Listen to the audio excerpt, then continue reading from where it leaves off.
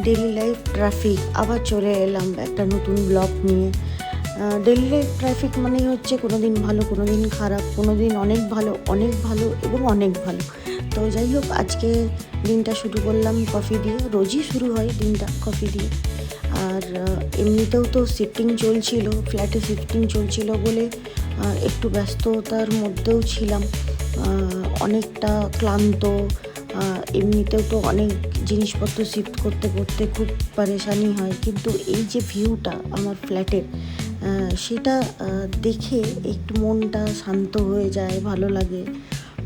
তো তারপরে এলোমেলো জিনিসপত্র সব কিছু পড়ে আছে। সবাই আপনারা দেখতেই পাচ্ছেন যে শিফটিং চলছে, তার মধ্যে রান্নাও চলছে। কারণ কি, আমি খুব একটা বাইরের খাবার খেতে ভালোবাসি না।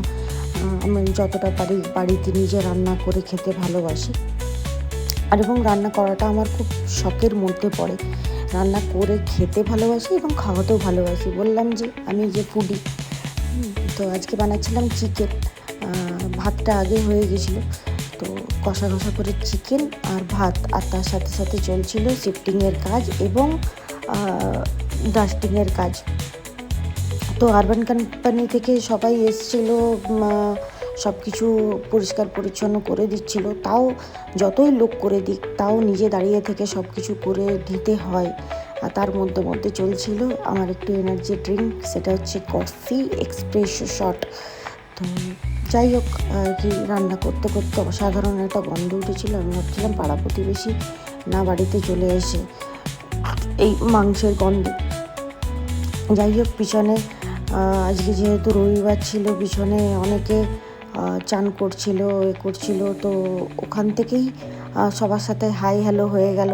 তারপরে আমি আমার নিজের রান্নায় এবং সানরাইজের এমনভাবে আমি এইগুলো অ্যাড করছিলাম যেন মনে হচ্ছে যেন আমাকে সব স্পন্সার করেছে।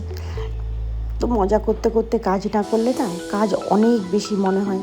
আর আমি তো আমার জীবনে আনন্দ ছাড়া কিছু বুঝি না। আপনাদের কেমন লাগলো জানাবেন। আপনারাও ভালো থাকবেন, সুস্থ থাকবেন।